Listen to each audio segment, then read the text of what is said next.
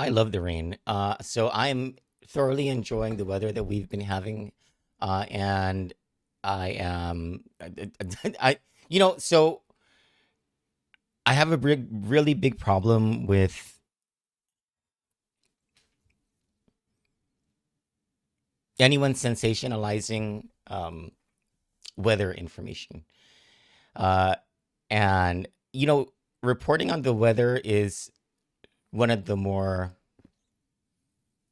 complicated and um, prudent things that a reporter has to do. Like, your headline matters, what you say in that very first sentence, and then the second sentence, like the entire thing matters, and almost every single word matters when you're reporting on the weather. Because especially when there are communities like ours that are uh, saturated, and especially at a time like this with anxiety and stress about storms, everything that you write, everything that you put out really matters in order to avoid panic, to avoid unnecessary worry and mental anguish, to most especially to avoid lulling the population into a sense of false security and hardening people's thoughts and preparation against being prepared. And So I'm very careful about when it is that we put things out regarding impending storms. If you've noticed, I haven't put out any written stories about this now tropical storm Sawdell. I think it's tropical storm still. I'm not entirely sure.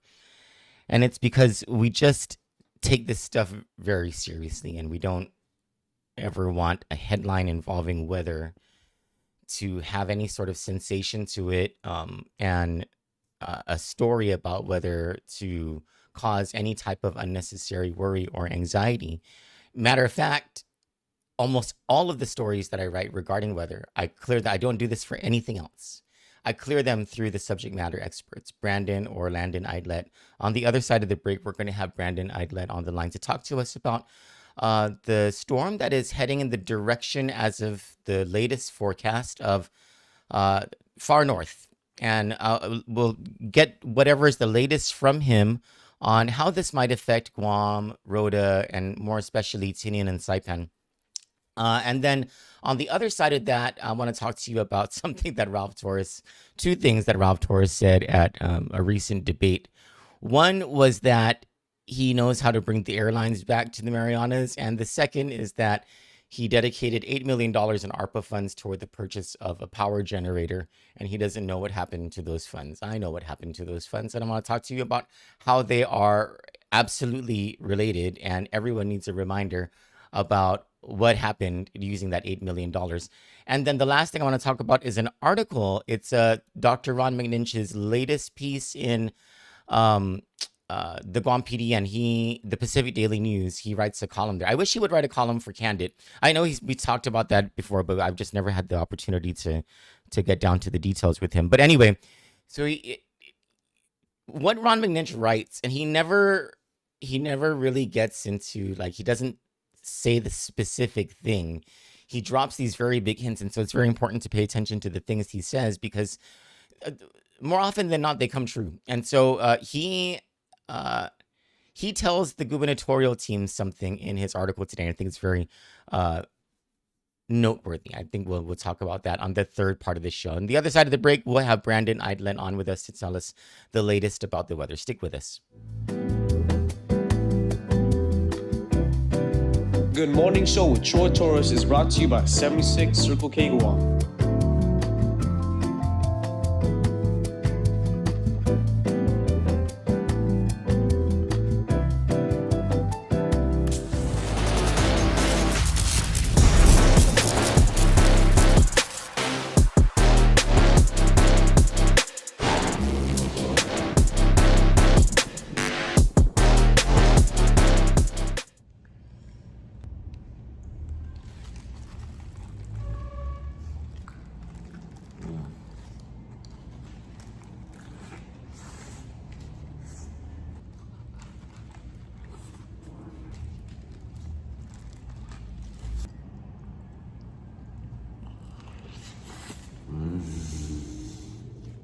Welcome back to the show at 7:13 a.m. on Thursday, August 2026. My name is Troy Torres. This is the morning news analysis, starting earlier than normal today because of we need to accommodate the schedule of the very busy National Weather Service and their lead meteorologist, Brandon Aydlett, who's on the phone with us now to talk to us about, is it Tropical Storm Saudel, Brandon? That is correct. We are looking at a tropical storm Saudel. Okay. It is currently, let me pull up my map real quick. Latest intensity is still 40 miles per hour as of 7 o'clock this morning. Okay. What are you able to tell us about the? I'm seeing headlines and all types of different panics going on. What are you able to tell us about this thing and how it might affect Guam, Rota, Tinian, and Saipan? Yes, we were talking about yesterday kind of a slow westward drift and the anticipated eventual motion to the northwest. And I know the past few days we've been looking for that motion to start around Wednesday afternoon, Wednesday evening. And it looks like in the past couple of advisories, we are seeing that motion. So at 1 o'clock this morning, we were looking at a 10 mile per hour northwest motion. That does bode the likelihood that it's going to be the long-awaited northwest motion. Currently with 7 a.m., we're looking at a northwest motion of 16 miles per hour.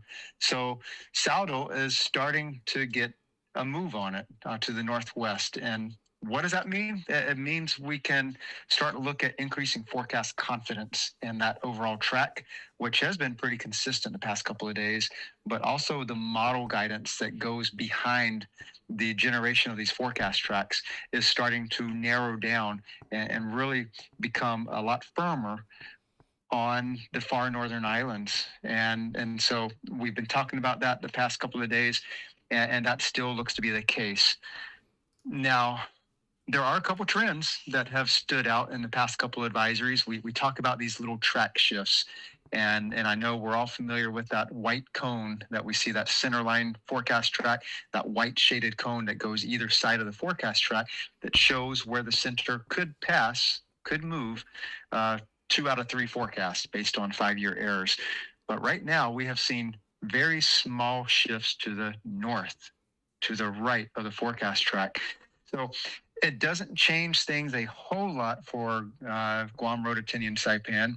It does maybe suggest there could be diminishing threat for tropical storm winds, especially for Tinian, Saipan, and in that vicinity. But it still points to the threat of a Category 3 or Category 4 strong typhoon passing through the far northern islands later this weekend. Okay, and so basically there is a greater likelihood that that damaging winds and rains will not affect Saipan and Tinian, and there are there is greatly diminishing likelihood of anything damaging happening to Guam or Rota. Would that be correct? That's reasonable to say. I'm looking at some of the probabilistic graphics we have on our webpage and looking at the potential for tropical storm force winds over the next 5 days. There's virtually no chance. We'll call it less than 5% chance, and so that is a very, very far outside chance for Guam. For Rota, Okay. same thing. Okay. For Tinian and Saipan, we're looking at about a 10 to 20% chance, Okay. which is a little bit less than we were looking at 20 to 30 yesterday. Okay. So that does signal a positive improvement, but I will still point to the fact that we do have this developing and intensifying tropical storm to our southeast, and we really want to see that continued northwest motion, and all guidance does suggest that will be the case. And this is so we're now in the just keep paying attention to the updates from National Weather Service phase, right? Absolutely. And so yesterday we did have a number of tropical storm watches for a lot of the outer islands of Chuuk State. Those have been canceled as of this morning now that Saldo is lifting northward and moving away from their area. So there are currently no tropical storm or typhoon watches or warnings for any of our area.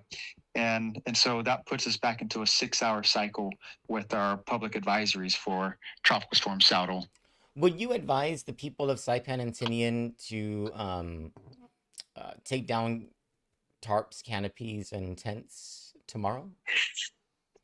We're going to be looking closely at the forecast, and I'm actually about to step into operations to kind of get a good discussion for Sunday, see what they're thinking from the overnight forecast. But we're not looking at any direct significant winds from Okay. the tropical storm intensifying to a typhoon to the north, but that southwest monsoon tail that's going to be sweeping into the area, perhaps starting Sunday into Monday, Tuesday.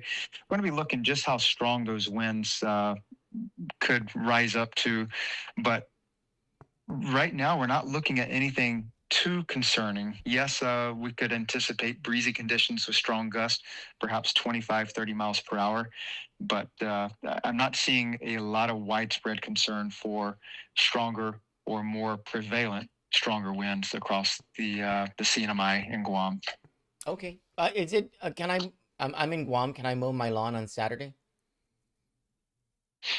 I'm going to plan on it Yeah. if I can Okay. get out of the office. Yeah, I mean, we were yesterday pretty heavy with showers and thunderstorms, some flooding, and today is definitely meeting the expectations. It's going to be drier. It's going to be fair weather today. It's Okay. going to look a lot better. A couple of showers moving through, but nothing atypical for wet season. Same thing for tomorrow, and then Saturday is should be fairly decent for the first half of the day, Okay. and then we'll probably start seeing some of those showers move in to the islands, at least the lower Mariana Islands, with the eventual typhoon well to our north. Thank you so much, Brandon. Is there anything you want to add? Just stay tuned to the latest. We'll always shift a little bit left or right every 6 hours, and while everything bodes more favorable for the lower four islands of the Marianas, um, just pay attention. We're not seeing much signal that things could go left of track, but it's just one of those things that we don't want to completely rule out altogether. Okay. And just be ready. We're still in that watching phase. We've still got probably 72 to 80 hours before those tropical storm winds reach the far northern islands. And as we get closer, we'll be elevating our posture with the tropical storm or typhoon watches at the 48-hour window. And so that's going to be a little bit another day or so. But that's what our pattern is going to be going forward. And then we're going to be communicating those weather forecasts for Guam, Rota, and Saipan every 12 hours. And we'll have the next set of forecasts this afternoon. Thank you so much, Brandon. You have a great day, and thanks for all your work, you and your team. You bet. Thank you. Have a great day. God bless you. Bye. That was Brandon Aydlett, lead meteorologist with the National Weather Service Guam office. I believe Landon, I'm not sure if he's still in Chuuk or if he's back in Guam or if he's headed up to the CNMI. But anyway, I tell him all the time, I'm like, you got to stop going off island, because anytime you go off island, we get one of these like scares or like an actual typhoon comes this way, and we joke about that. Anyway, so you heard what Brandon said. One of the more important things that he said, because I asked him, should people in Saipan and Tinian take down their tarps, canopies, and tents tomorrow? And he was hesitant to say that. And he said, let's just pay attention to what the latest forecast track is from the National Weather Service Guam office. But as for now, the model guidance has continues to be that Sawdell, which is now a tropical storm but is anticipated to grow into a stronger typhoon, is going to, the center of it is going to go up far north to the northern islands of the CNMI. And when we say the northern islands, that's a geographic designation. Those are the islands above Saipan. There is a less than 5% chance, he said, that Guam and Rota would experience tropical storm force winds. So there's just a far outside chance.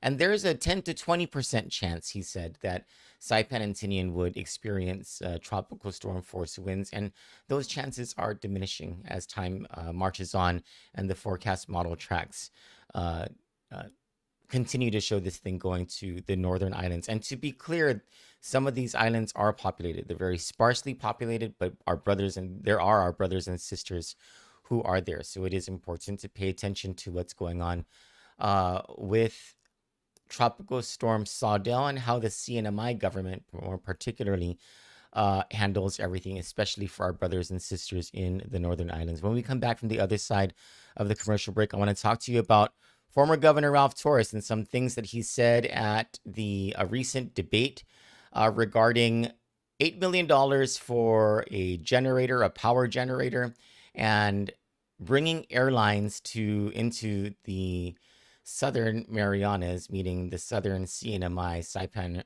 Tinian, and Rota, and how these two issues are inextricably related, but in a way that former Governor Ralph Torres probably doesn't want you to remember. Stick with us.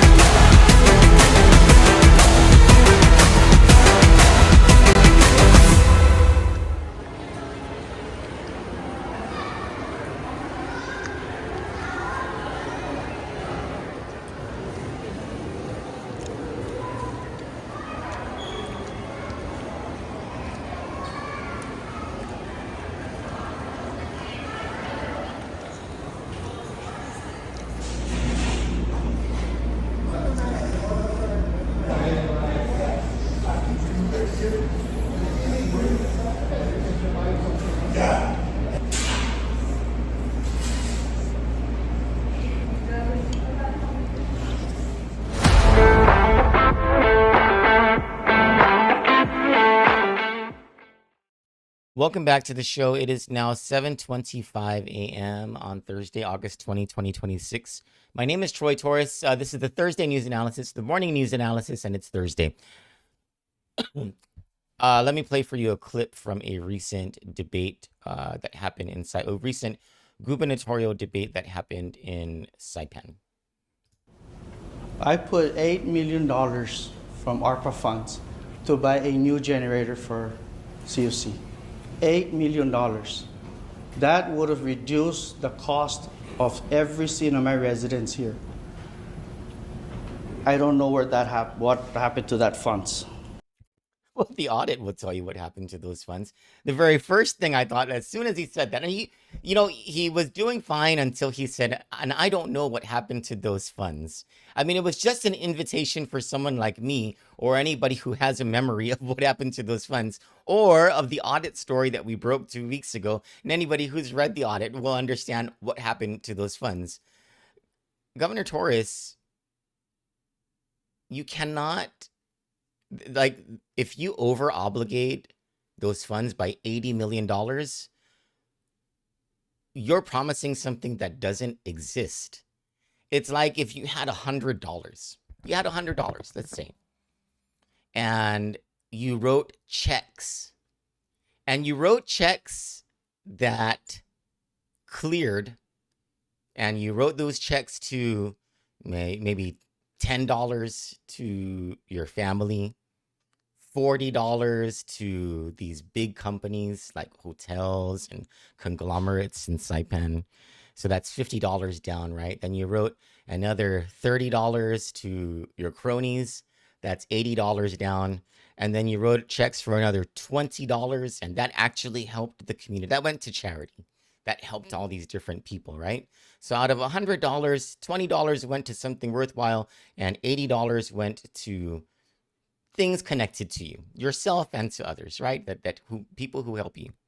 So you wrote all those checks, and they all cleared because you had $100 in the bank. And then you wrote a check for $8 to pay your power bill. That $8 doesn't exist just because you wrote the check. When Governor Torres says that he set aside $8 million to buy a generator, first of all, that $8 million would only purchase the generator needed for Rota, which never happened because Governor Torres didn't actually dedicate $8 million in cash to that.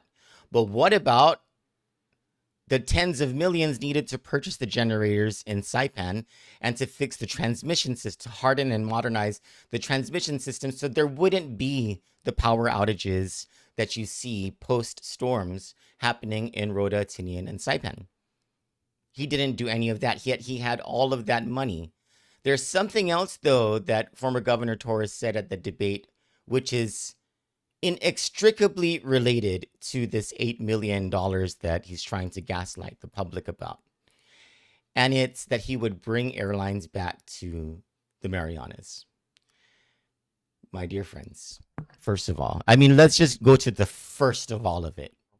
Airlines don't come to Guam, Rota, Tinian, or Saipan, or anywhere else for that matter, based on what a political or elected official says or does.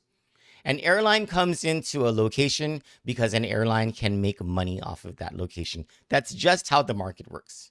There ain't no airline company in this world, legitimate one, that's going to go into a market just because a governor or a president wrote a letter without some type of financial commitment that makes sense for that airline, where that airline's able to make money. But what's probably more important to that airline isn't some sort of off-market financial commitment from a government, but rather on the number of passengers that they forecast they can get onto those planes in every place that that plane lands and takes off. And so when Governor Torres says, I can bring the airlines back to the Marianas, one thing comes to mind. Governor Torres did bring an airline to the Southern Marianas. It was called Marianas Southern Airways. And he did it by dedicating $8 million, just the same amount of money as he's talking about with that generator. $8 million in ARPA funds, granted through sole source procurement, as in there was no competition. There was no special paperwork about this that was merit-based.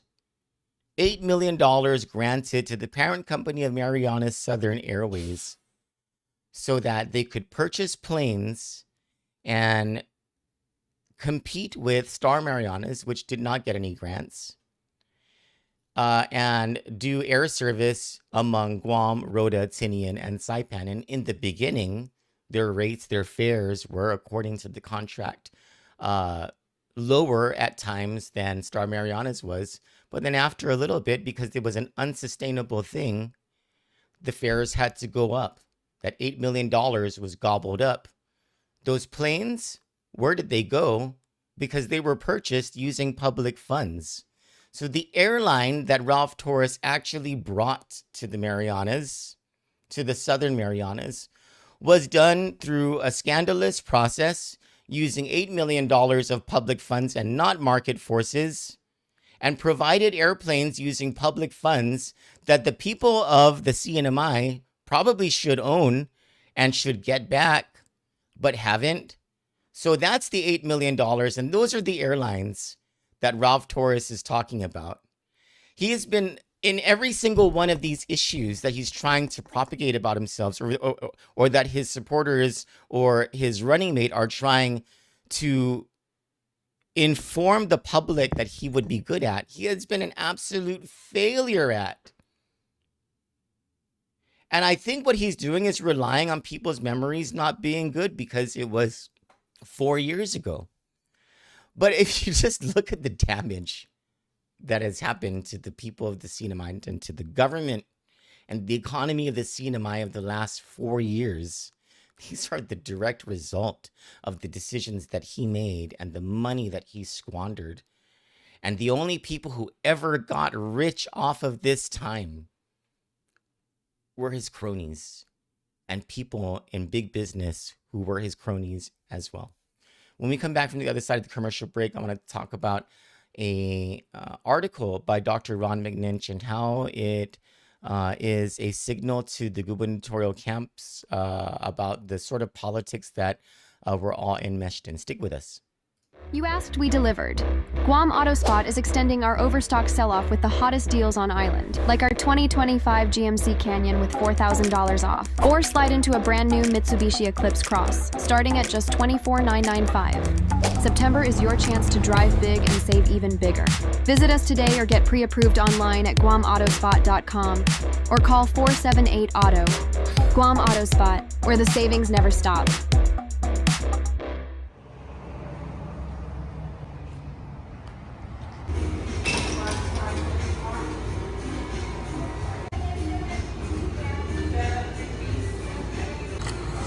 This stuff's hitting the spot.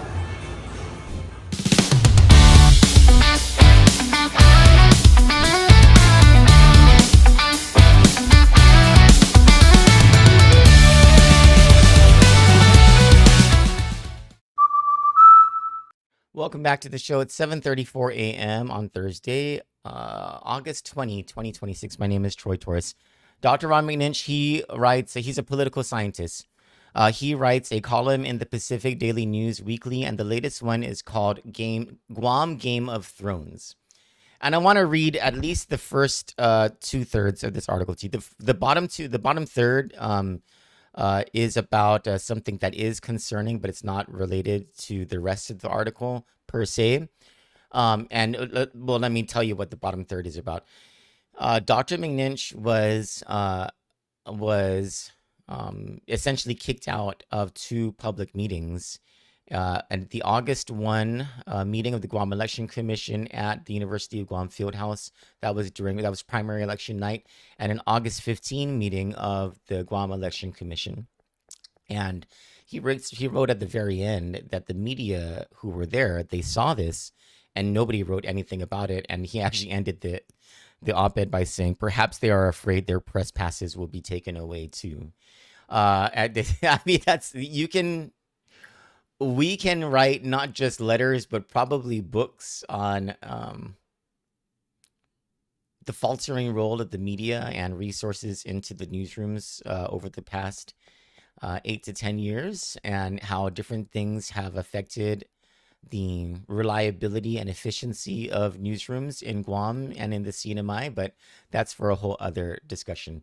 But what I want to get to with this is the first 2/3 of the article. He says, Dr. McNinch wrote, almost 3,000 years ago, King David was about 70 years old and was on his deathbed. As described in the Old Testament at 1 Kings chapter 1, that's first book of Kings, chapter 1, there was a lot of maneuvering over who would take his throne. Queen Bathsheba successfully lobbied David to make their son Solomon king of Israel. Solomon was only about 15 years old at the time. This was the approximate age of David when he famously defeated Goliath in the Elah Valley many years before. The fictional Game of Thrones has nothing on the stories in the Bible. In many ways, all people today are a lot like our ancestors. The key difference today is we have smartphones that actually make us pretty dumb. No one feels as if they have to remember anything anymore. We all have a library of information at our fingertips, and we don't feel inclined to remember. If you don't believe me, there is a simple test. Without help, recall the phone numbers or even emails of the top 5 people in your life. 30 years ago, you would have instant recall for this information. Smartphones have robbed us. There is a lot of political back and forth going on right now, particularly among the Democrats. From my view, the behavior is a lot like a battle over a crown. All of the classic elements apply to the current power struggles going on. Accusations of betrayal, false or otherwise. Blame shifting over the results of political battles. Accusations of laziness, incompetence, and a lack of loyalty. Fomenting factions of the disaffected realigning and shifting their alliances. Finally, this is a loaded article, absolutely, if you're paying attention to what he's saying. And I'm not talking about just where he talks about local politics. If you try to understand Dr. McNinch's writings, it might sound disjointed, but there's a connection between everything. Finally, there is simply the fact the Democrats had a paper majority in 2023, yet they could not form a majority in the legislature. To paraphrase Shakespeare, the Democrats hoisted themselves on their own petards. They, in effect, blew themselves up. Now, Democrats have the bitter, divided cake of victory, and they can eat it too, unless, of course, the dish eats them or otherwise poisons the party. My dear readers, as you likely well know by now, I use this column in part to promote community discussions. Another reason I write relates to how the ideas discussed in this column affect various policy levels. To get to policy considerations, it takes about 5 to 7 years on average. Most Guam senators are so enfeebled by their staff they cannot effectively address real problems, such as procurement. Finally, I often use sardonic and mocking language, and I make fun of elected folks when merited. Due to a number of factors such as social media, the professional wrestling mode of politics is actually real. Guam just has not experienced it very much yet. I use World Wrestling Federation techniques here. In the last week, there was a bunch of hand-wringing about changes to the U.S. Postal Service systems as they apply to Guam. I personally hate these changes and I think they are short-sighted and silly. But the reality is, if we want to place blame, this belongs squarely on the various minions who serve or failed as our voices to the federal government. No one asks a simple question. Why does Guam insist on having a separate customs agency? Why do we have to do any paperwork at all when we travel to Guam from any U.S. location? Years ago, there were proposals to shift customs to the federal level. By the way, what political genius screwed up the ability for Guam citizens to order from Walmart? We need to fire some elected people and keep them out of office. Also, we send people in government and various political organizations to the mainland to speak for us. Other than selfies, lavish meals, and junkets, we have very little to show for it. We should have direct and strong connections to D.C. through the political parties, but we do not. We should also have a K Street lobbyist to help us. We just don't get it. The late Congressman Ben Blas suggested this lobbyist idea many years ago with our students. All right, that's the first 2/3 of the McNinch article. And he is saying something, I think, he's sending messages to both gubernatorial camps. And he's also saying something about the congressional race, but it's in a sense connected to both political parties and how both political parties have operated the past several years. The theme of Dr. McNinch's Game of Thrones article today is change. He's talking about change and the ushering in of a new era of wisdom and peace. And so if any of the gubernatorial campaigns want to understand better what Dr. McNinch is probably trying to say, I wouldn't concentrate too much on what he says about the actual politics in Guam. I'd actually go to the first book of Kings and read up about what happened in the transition between King David and King Solomon. For Kandit News, I'm Troy Torres. You all have a beautiful day. God bless you, and let's let the political camps sit on that one for a while. Bye.